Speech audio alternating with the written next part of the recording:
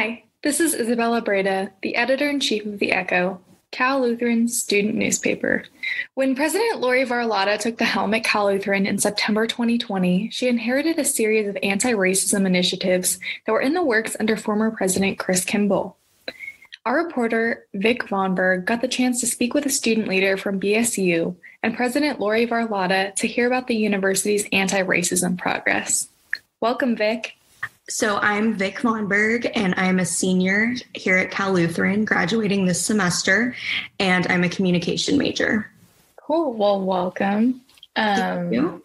So you wrote the article about anti-racism initiatives, and the Echo has been covering this now for, probably since their inception, but over the last year, it's definitely intensified. So I was wondering if you could talk a little bit about when you talked to a student leader from Black Student Union, and she's also part of Sister Circle, what sort of issues she said that those affinity groups have been bringing to the table for a while. So Taylor Brown was explaining to me that they came up with a list of initiatives and also a list of incidents that had happened around campus and brought them to leadership in 2018. And she explained that all of the initiatives that are currently in place were the ideas from Sister Circle and the Black Student Union from back in 2018 that are finally being implemented. The only one that wasn't their idea was the new student space that was just opened, or I guess is about to be opened. With COVID, things are confusing. So Yeah. And so you said that they started back in 2018. I guess if you could kind of talk about what took so long. Yeah. So she was telling me that leadership really just was not listening. They took notes and kind of said we're oh so appalled and things like that, but never put any action behind any of it. There was no changes that were made. It was, clearly they were not listening to the students. But since then, I've been told that there has been a lot of turnover in the cabinet, and a VP that was in place at the time no longer works at Cal Lutheran. So there has been a lot of changes in the administration, or I guess leadership positions. And so that's really been a key part of seeing these changes actually come into fruition. Taylor talked about how Chris Kimball was very instrumental in this process, as well as Regina Biddings-Muro and Matt Ward, and how Matt Ward still checks in with them weekly, the Black Student Union, as well as Dr. Regina is also super on it with checking in with them as well. So it really sounded like it was really kind of about who was in leadership and who was willing to listen. So Taylor also explained that with racist incidents on campus taking place, and that actually getting, sent out to the students to let everybody know. So Taylor also explained that the pressure from students and the reaction from students has really been an integral part in this as well. There was a walkout on campus, I believe, a few semesters ago. I was not here, so don't quote me on that timing. But there was a walkout on campus where students walked out of class and everyone was on the spine, speaking about issues that were happening. There was also a big meeting that took place in Nye Green 1, which is a big room. And Taylor explained that it was packed. There were students, she said everyone who was everyone showed up. It was, and everyone was speaking up about issues and things that needed to change. And, following the spring 2020 semester, where there were racist incidents on campus that were actually talked about and, came into light for students and faculty alike to see and know about, that really made an impact on people reacted to that. And then also, over the summer with the murder of George Floyd by the police and all of that, it's just Taylor really described it as a shift. Like there was a major shift in the student body and in faculty and just in everybody in perspective. And she explained that, sometimes people may have to see it or something for themselves. It was, okay, yeah, I'll stop there. No, you're good. You're good. Yeah, there's a lot last spring. I mean, we're coming up on a year now. And so the big meeting you described in Night Green 1 was BSU held an open meeting after President Chris Kimball sent out an email saying racism is not tolerated on our campus, which was the first time a lot of people heard about the incidents that he described. But the other thing was, it wasn't just he had called out that these incidents allegedly happened on campus, but then students started bringing forward other incidents that they'd witnessed or heard about, talked about, et cetera. And then it all kind of culminated when BSU was we're having this open meeting and everyone brought forward things that they'd been carrying for a long time. It was kind of he opened the door for this conversation by calling it out at the highest level. And so I think that was really important. And then BSU continued putting in all this work throughout the semester, which was amazing, actually. I mean, they've been working since 2018, but it was they really harnessed everyone's anger, all the people who had kind of just, maybe not even heard about racism happening on campus, who were now aware. They harnessed everyone's energy and were able to I guess, sort of create change and really drive through these initiatives. And you mentioned that Taylor said that Dr. Biddings-Muro and Dr. Ward and Dr. Kimball were all really integral in pushing these things forward and supporting them. And there's definitely a dynamic of, you said, it took the right people in leadership to be able to make these changes. And I mean, that was definitely highly visible with everything that was going on.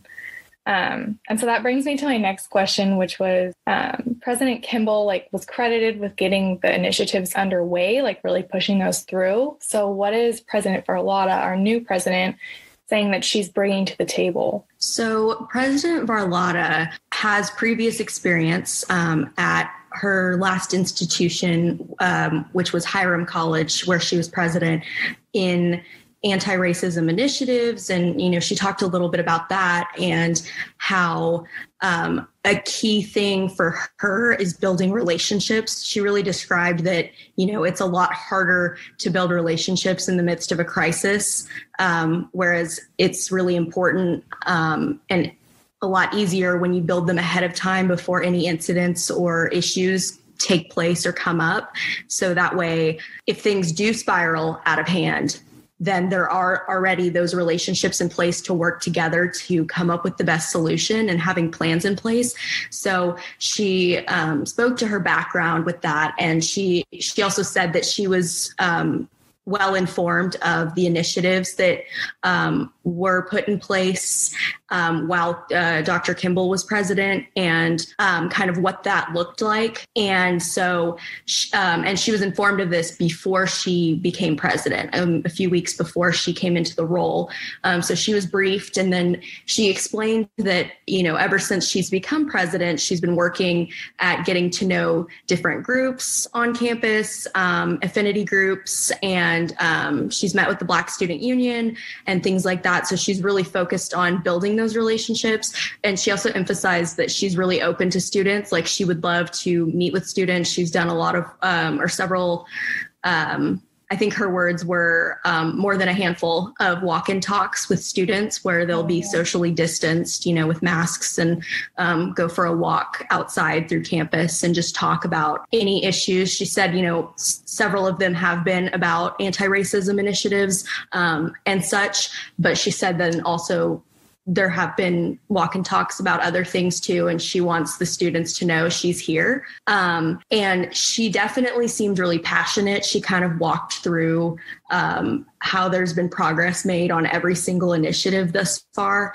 And she's been really excited about 2 of the new positions that are going to be, or that are in the process of being implemented. And hopefully they will have someone in those positions by the fall of 2021, with a chief diversity officer, and then also with a senior diversity officer, and also with a person in a leadership role in academic affairs that's really dedicated to working throughout the academic coursework and really making sure that anti-racism is saturated throughout the curriculum. And so that it's not just something we're talking about socially, but it's also, really, she emphasized that it's so important for it to become part of the culture here at Cal Lutheran. Yes, she definitely emphasized the importance of having, the entire culture at Cal Lutheran be focused on diversity, equity, and inclusion, and really making sure that the initiatives get met, and that it's not just, she explained, just not just a one-off, it's a continuous conversation. And it sounds like she's open to having that conversation.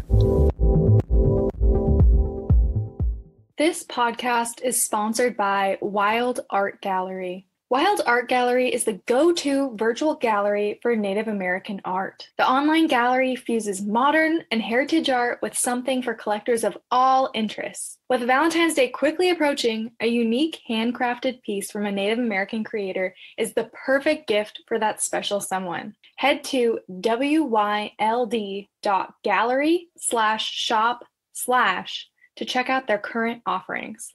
That's wyld.gallery/shop/.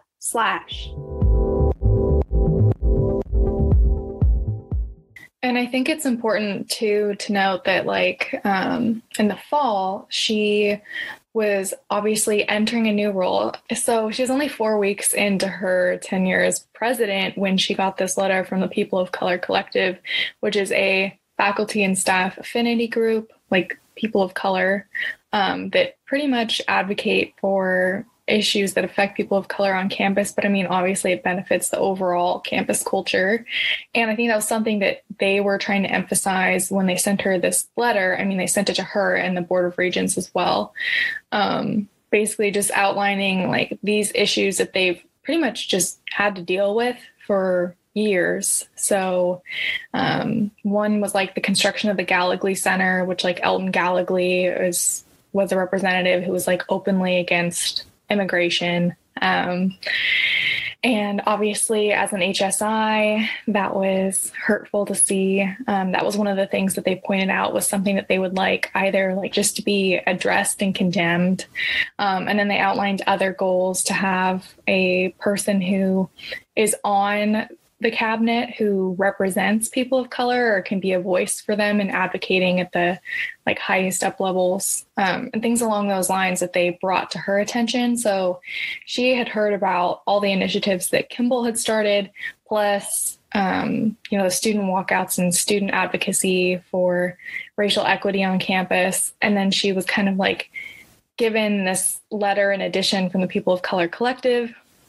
And she said that, she's going to need some time to work out what route she wants to take, what she thinks is going to be the best fit for Cal Lutheran. And I think she ended up ultimately choosing to add these positions kind of as a way to make sure that it is embedded in our culture, like you were saying, that it's not just okay, we're going to do this diversity training and move on, but there's someone who has a place at the table who's going to continue to sort of advocate for diversity, equity, and inclusion. Yeah, definitely. She, when she was talking about these new positions, she was saying how it really is a process, and it's, they don't want to just do something just to do it. be intentional about how they do it and how they go about that process so that it really does, fit the need. And through that process of creating those new positions, she explained that, they've been interviewing chief diversity officers at different institutions across the nation to get different perspectives, and also getting different perspectives on, at some institutions, that person will report to the president. At some places it will be the provost, whereas others it's academic affairs. And so really getting solid information on what the pros and cons of different DEI structures are. And so that it can really be done effectively and done in a way that fits Cal Lutheran, and making sure that the initiatives are met in a way that, like she explained, really making sure it seeps through our culture at Cal Lutheran, these diversity, equity, and inclusion initiatives.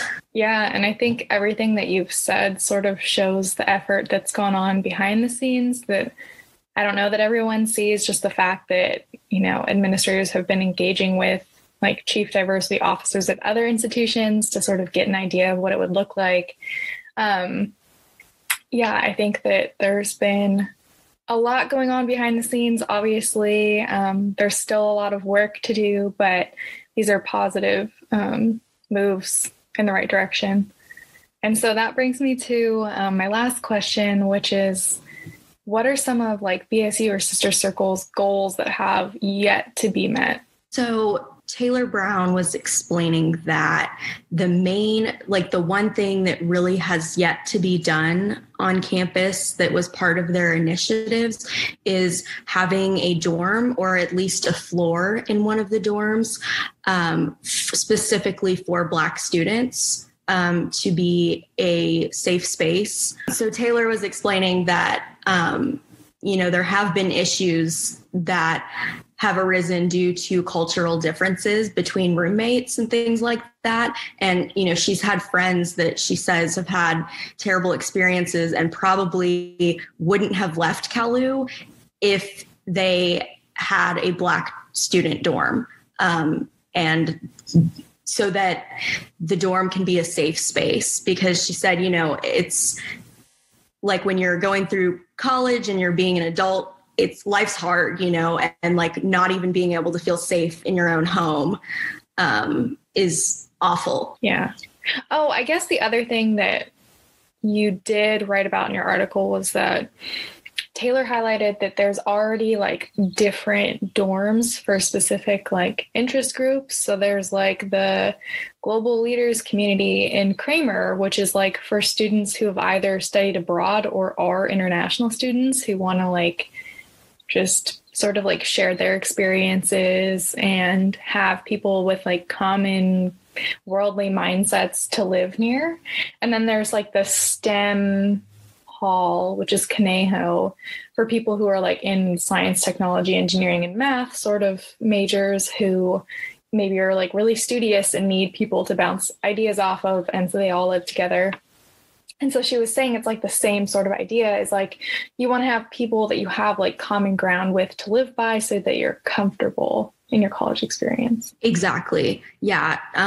She definitely said, that the BSU is not asking for much. There are already those 2 other dorms that are specific on campus. And so she also noted that, there's room on campus to make that work. And she's talked to Dr. Barlotta about this and has emphasized this importance. And so, one thing she also talked about is BSU will definitely be continuing to check in and make sure that, and hold the, leadership accountable and make sure that things are continuing to happen as they are saying that they're supposed to happen, so that to prevent, one of those situations again, where it's just oh yeah, basically we're so sorry, and then nothing gets done. And so it sounds there will continue to be forward motion with checking on these. I guess one of the big takeaways too is that like the students are the ones who initially like held administration accountable, even though Chris Kimball sent the email saying that allegedly racist incidents had happened on campus, which sort of like got everyone engaged. But BSU and Sister Circle had been there like long before that happened. And they're going to continue to be there to advocate for equity on campus. And I mean, that means holding administration accountable, holding other students accountable to ensure that they're actively learning and not just being a part of the problem. And I think that's an important takeaway about like the culture at Cal Lutheran, is that there is that ability now that BSU and Sister Circle have been given the floor to sort of ensure that people are actively working to be anti-racist. Absolutely, yes. And, you know, when I interviewed Chaley Koizumi, who is in a few different roles at Cal Lutheran. She's a graduate student, and she's also a executive assistant for mission and identity. And she is part of leadership for the People of Color Collective.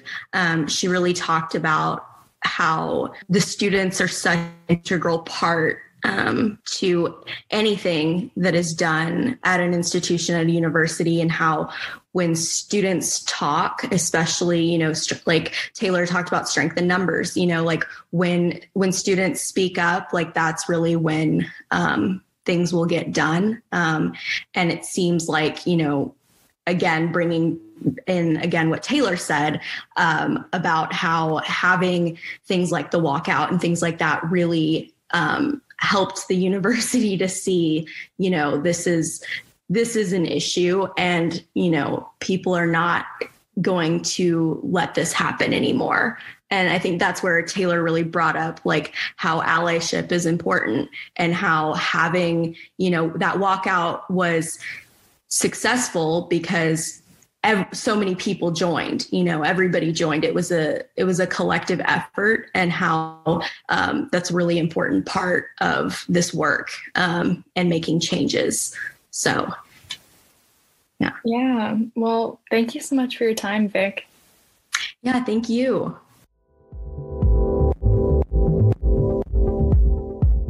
Here's what else you need to know this week. Outdoor classrooms at Cal Lutheran will be reopening on February 16th for socially distanced learning opportunities. Students who have the opportunity to attend outdoor classes can choose to remain on Zoom. Our reporter, Christer Smith, has the story. All the news discussed in this podcast can be found at CLUecho.com. Thanks for listening.